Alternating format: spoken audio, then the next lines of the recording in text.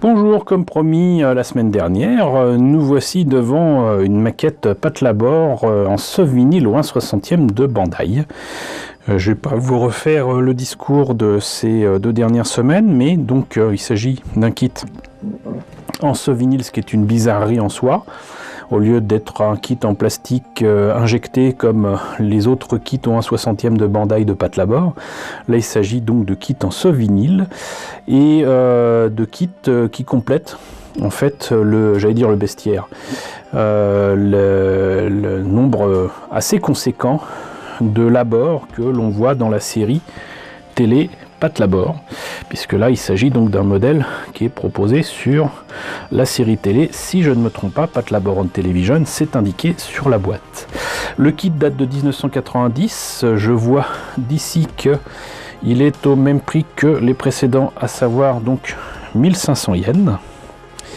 Et donc voilà les petites images, les trop petites images qui permettent de voir que ce modèle économique est réalisable soit dans cette version d'exposition, on allait dire, pour montrer un peu les capacités de l'Ingram dans des festivals par exemple, ici, ou dans une version économique standard, qui devait remplacer l'Ingram.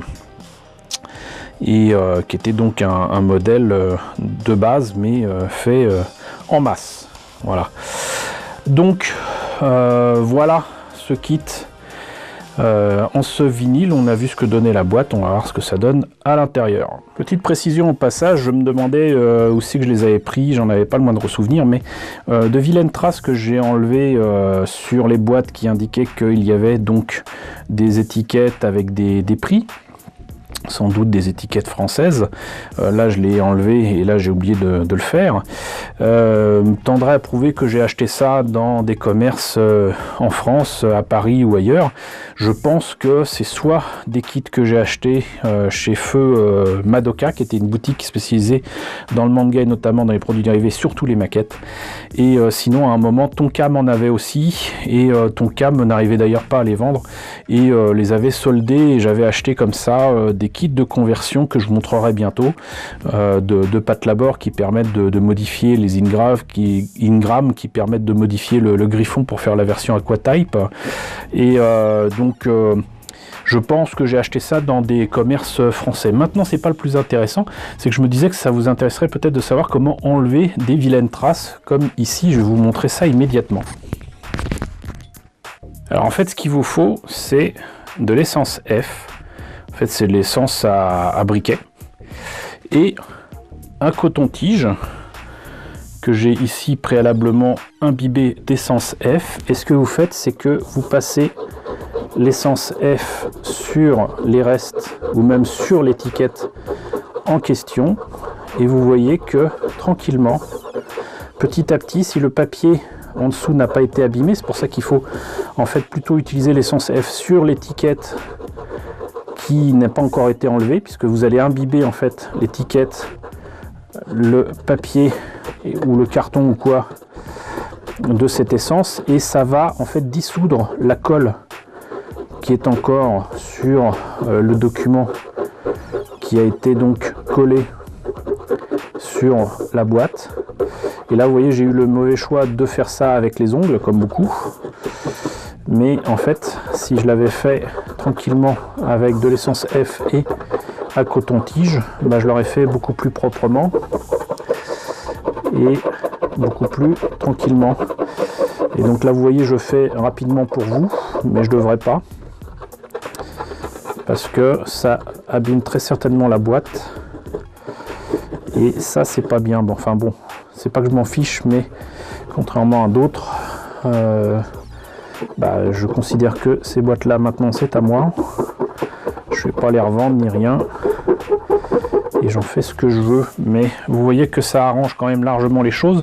Pour l'instant il y a encore des marques, mais ça va très rapidement sécher, et vous voyez que les vilaines traces sont parties. Donc ça, c'est quelque chose que vous pouvez faire sur n'importe quel objet, et surtout sur n'importe quelle boîte. Si vous avez une vilaine étiquette dessus et que vous voulez l'enlever, ça marche encore mieux sur les blisters, les trucs en plastique. Sur le carton, comme vous voyez, ou sur les papiers imprimés, ça peut marcher aussi. Il faut juste y aller tranquillement. Mais là, donc maintenant, il n'y a plus aucune trace. Et là, vous voyez, ça commence déjà à sécher. Et ça peut être un excellent moyen de nettoyer et d'améliorer la présentation des boîtes comme je le fais là. Voilà, c'est quand même nettement plus propre que ce que vous aviez tout à l'heure. Donc, petit conseil, coton-tige, essence F, et voilà. Donc retour à la présentation de ce modèle économique standard de l'Ingram. Alors vous voyez, je l'ai encore une fois accompagné d'un Entertainment Bible qui était vraiment le genre de publication qui m'intéressait au début des années 90, hein, puisque le kit a beau dater de 1990, c'est pas en 90 que je l'ai acheté, mais ça par contre, très clairement, c'est en 1990 que je me les fournissais à la librairie de Junku pour ne pas les citer. Et donc là, vous avez ici justement la présentation de non pas 2 mais 3 modèles économiques de l'Ingram. Donc là vous avez le AVS 98, là vous avez le Mark II, là vous avez une autre version du Mark II avec des couleurs différentes.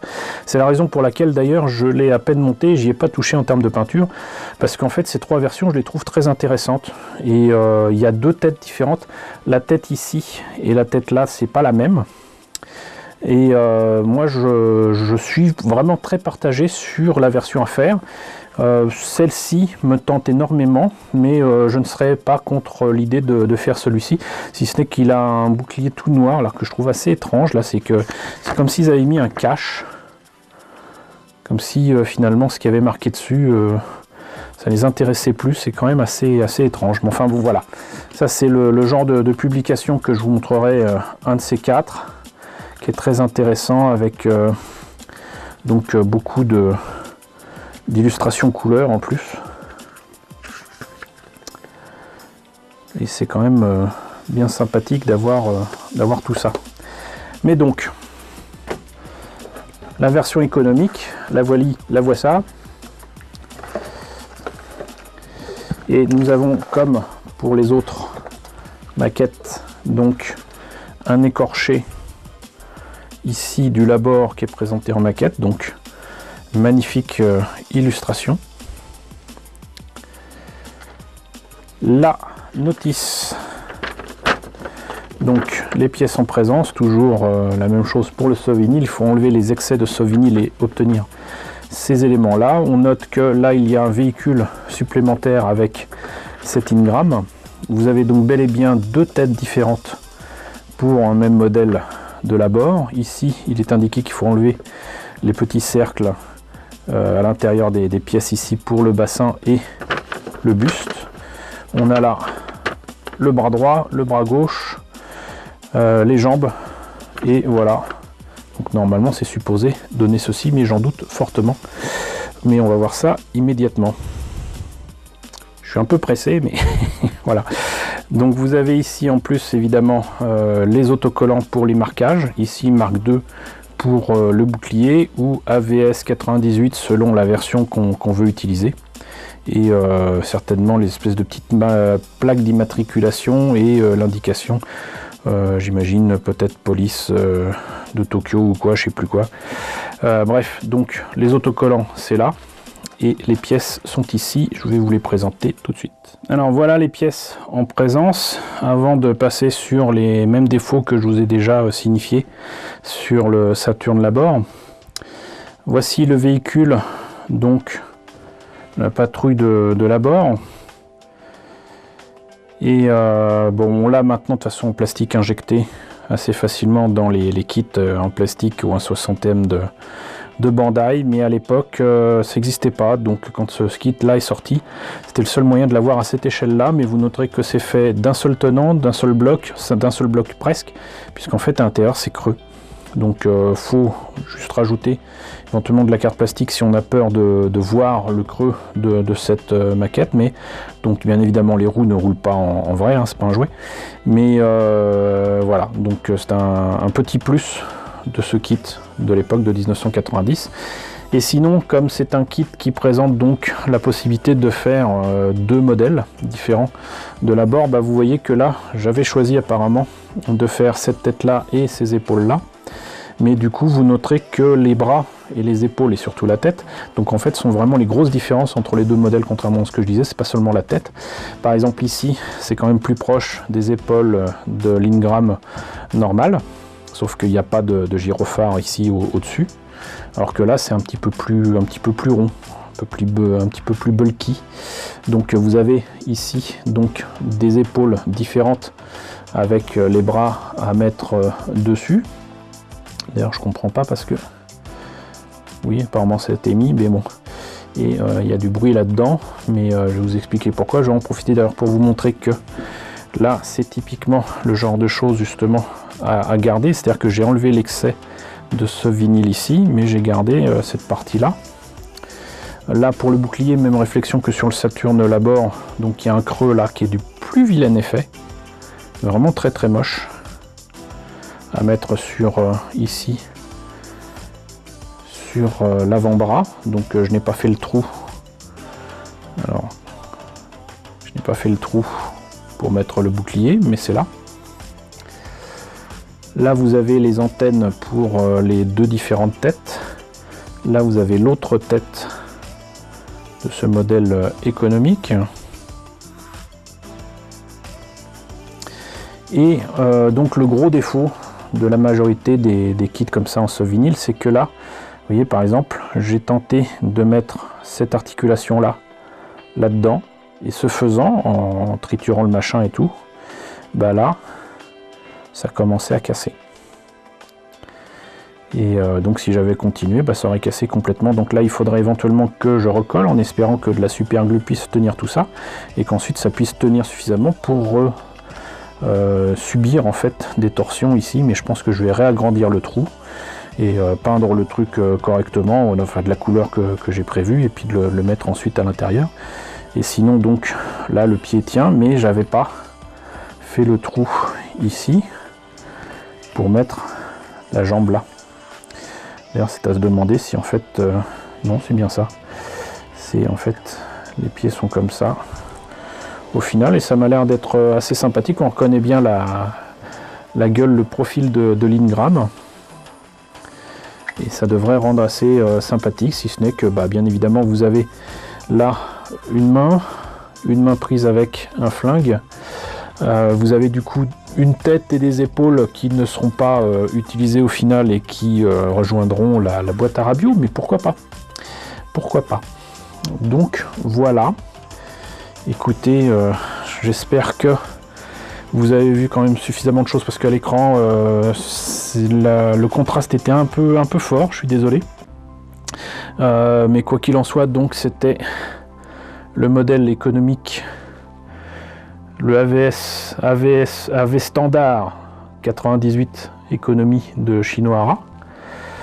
Et bah, j'espère que la présentation de ce kit vous a intéressé. Moi ça m'a permis de me remettre un peu dans le bain, parce que c'est pas tant que je les avais oubliés, mais si un peu quand même.